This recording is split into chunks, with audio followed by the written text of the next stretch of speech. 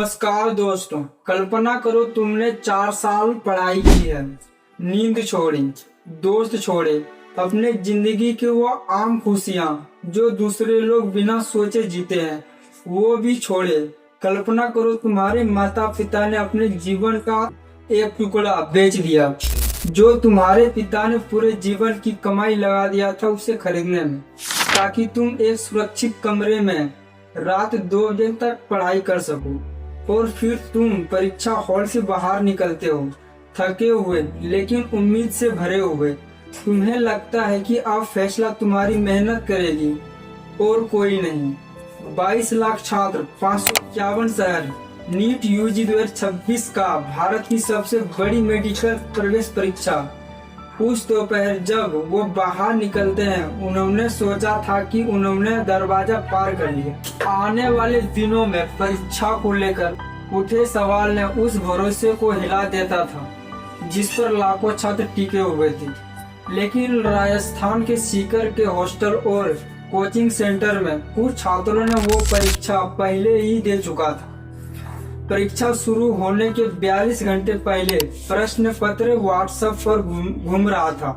Coaching समूह, निजी channel, PG hostel network, इसे गैस पेपर कहा जा रहा था। 410 सवाल साफ टाइपिंग किए हुए, किसी को पीडीएफ मिली, किसी को हाथ में छपी हुई पर्चियां थमा दी गई। इस प्रश्न की कीमत कहीं 25,000, कहीं 2 लाख, कहीं कहीं तो 5 लाख तक बताया गया। एक प्रश्न पत्र के लिए परीक्षा के बाद सीकर के एक रसायन विज्ञान शिक्षक ने उस गैस पेपर की असली प्रश्न पत्र को मिला के देखा। शिक्षक का दावा था कि बड़ी संख्या में प्रश्न पत्र वास्तविक परीक्षा से मिलते जुलते थे। यही दावा बाद में जांच एजेंसियां और मीडिया की रिपोर्ट का विषय बना। यह कोई छात्र नहीं था जिसने किसी की उत्तर पुस्तिका झांक ली हो। यह एक पूरी संरचना। सीबीआई जांचकर्ताओं के अनुसार प्रश्न पत्र परीक्षा से 10 दिन पहले लीक हो गया। निशाना अंदर से ही था। पीवी कुलकर्णी, पुणे के एक प्रोफेसर जो कथित तौर पर एनटीए की अपनी प्रश्न पत्र निर्माता से जुड़े हुए थे, वहां से पेपर कोचिंग सेंटर मालिकों के हाथ में पहुंचा। यहीं से पूरे देश में फैले एक नेटवर्क के जरिए फैलाया गया। महाराष्ट्र के लातूर में एम सर शिवराज मांडकर गांव रेणुका कोचिंग सेंटर के मालिक कथित तौर पर उन्होंने प्रश्न पेपर खरीदा। यहीं से सारा खेल शुरू होता है।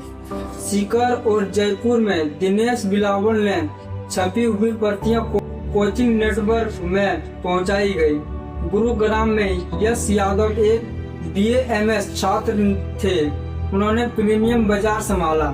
अगर ये आरोप सही साबित होते हैं तो ये सिर्फ सिस्टम की दरारें नहीं थी बल्कि उन कमजोरियों का संकेत था जो वर्षों से जमा हो रही थी। यानी यही नहीं रुकती। राजस्थान के रहने वाले प्रदीप मेघवाल, जिनका उम्र 22 साल था, वो एक सामान्य परिवार से आते थे। सीकर में किराए के कमरे में रहकर नीट की तैयारी कर रहा था। यह उसका तीसरा प्रयास था। उसके परिवार ने अपनी जमीन का हिस्सा बेच दिया था। कोचिंग किराया, जीवन यापन, सब कुछ मिलाकर लगभग 8 से 10 लाख रुपए खर्च कर चुके थे। 3 मई की रात प्रदीप ने अपने पिता को फोन किया। उसने अपने पिता से कहा लगभग 450 अंक आएंगे। वो पहली बार महसूस कर रहा था कि शायद कई वर्षों की मेहनत रंग लाने वाली है। फिर 12 मई को एनटीए ने परीक्षा रद्द कर दी। वह बहुत उदास हो गया था। उसके पिता राजेश ने पत्रकारों को बताया जब उसकी बहन बाथरूम में गई, उसने खुद को दुपट्टा से फांसी लगा ली। उसने अपना परिणाम कभी नहीं देखा, डॉक्टर का कोट कभी नहीं पहना। परिवार की जमीन चली गई और वो भी चला गया।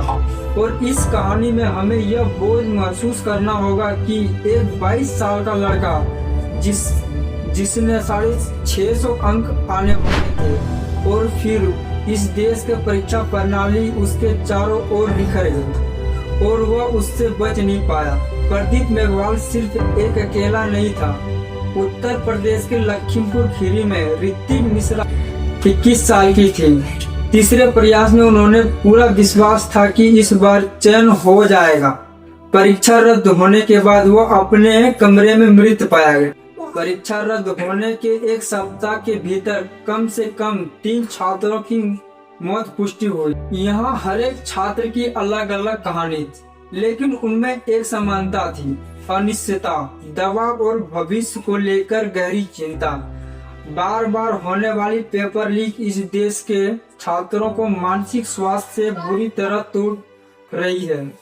राजस्थान के पूर्व उप मुख्यमंत्री सचिन पायलट ने प्रदीप की मृत्यु के बाद कहा, कांग्रेस पार्टी प्रदीप मेघवाल के परिवार के साथ खड़ी। इस दौरान कई छात्र सड़क पर उतर आए। जंतर मंतर, शास्त्री भवन, उसके हाथों में मोमबत्तियां थी, तख्तियां थी, कैमरे के सामने चिल्लाए, कोई तो एक व्यक्ति जिम्मेदार हो, कोई भी वह सिस्टम जो उनकी सीढ़ी होना चाहिए था, जिस व्यवस्था को अवसर देना चाहिए था, उसी पर सवाल उठने लगे। 12 मई को सीबीआई ने मामला अपने हाथ में लिया। गिरफ्तारियां हुई। राजस्थान, महाराष्ट्र, केरल, हरियाणा 45 से अधिक लोग हिरासत में लिए गए। कोचिंग सेंटर मालिक, कथित एंटी अंदरूनी लोग, अदालतों ने इसे संगठित गिरोह कहा। न्यायाधीशों ने हिरासत के आदेश दिए और फिर शिक्षा मंत्री स्वयं कैमरे के सामने आए। धर्मेंद्र प्रधान ने स्वीकार किया, कंडेम चेन में सेंध लगी। यह स्वीकार इसलिए महत्वपूर्ण थी क्योंकि पहली बार शीर्ष स्तर पर परीक्षा सुरक्षा की लेकर सार्वजनिक रूप से गंभीर चिंता व्यक्त की गई। सरकार का वादा 2027 से नीट कंप्यूटर आधारित होगा। भारतीय वायुसेना अब प्रश्न पत्रों की सुरक्षा केंद्र तक भौतिक रूप से पहुंचाएगी।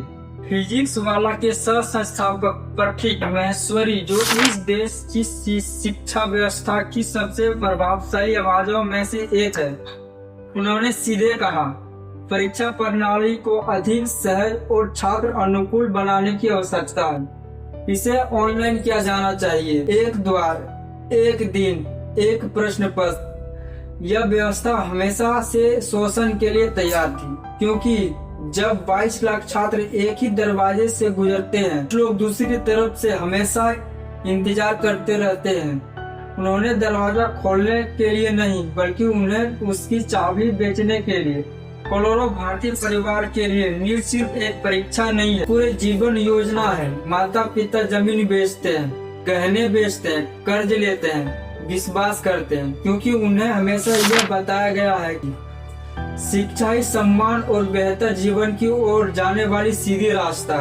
और इसी विश्वास के भीतर एक पूरी भूमिगत अर्थव्यवस्था खड़ी कर दी गई है। यह पेपर लीक नहीं, यह विश्वासघात है। उन सभी छात्रों के साथ जिन्होंने ईमानदारी से पढ़ाई की, उन सभी माता पिता के साथ जिन्होंने भरोसा किया। पूर्ण परीक्षा 21 जून 2026 को है। 22 लाख छात्र फिर से अपनी कलमें उठाएंगे। सीबीआई जांच जारी रखेगी, अदालत सुनवाई करेगी, मंत्री अपने वादे निभाएंगे या नहीं।